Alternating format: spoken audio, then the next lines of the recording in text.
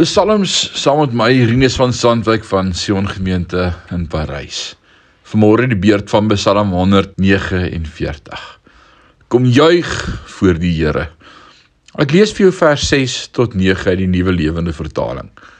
Mag hulle God loof met hulle lippe, met 'n tweesnydende swaard in hulle hande, om wraak uit te oefen op die nasies en straf oor die volke, om hulle konings vas te maak met die boeie en hulle leiers met eysterketTINGS, om die oordeel te voltrek wat reeds vasgestel is.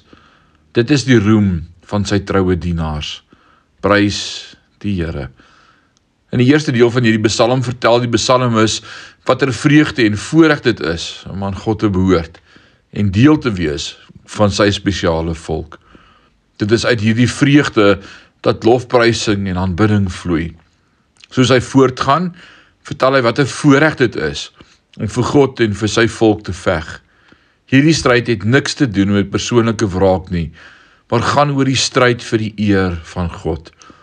Aangesien God se volk vir daardie tyd die fisiese nasie van Israel was dit 'n fisiese stryd teen fisiese vyande. Vandag is dit diegene wat in Christus is, wat die spesiale volk van God is. Die nasie of koninkryk van God is die kerk wat aan hom behoort. Die burgers van hierdie geestelike koninkryk word Christene, heiliges, gelowiges, kinders van God en baie ander name genoem. Elkeen dui op 'n spesiale verhouding wat ons met God die Vader of met Jesus het. Aangesien ons aan hom behoort, is ons steeds geëerd om hom te kan aanbid en prys. Dis ook ons verantwoordelikheid om vir hom te veg. As ek vanmôre hierdie Psalm moet opsom, dan wil ek sê, U is op die troon. Kom ons bid saam. Ewige God en Hemelse Vader, ons wil vanmôre saam met die psalmis in die bres tree en sê, Here, ons wil staan. Ons wil staan vir U koninkryk, vir lig en lewe. Ons wil anders lyk as die wêreld, ons wil anders wees as die wêreld.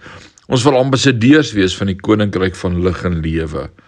Ons sal veg vir U koninkryk. Met ons woorde en ons optrede en woord en daad wil ons U koninkryk verteenwoordig hier op aarde. Werk deur ons, werk in ons, gebruik ons tot uitbreiding van U koninkryk. Vir U naam eer. Jesus naam. Amen.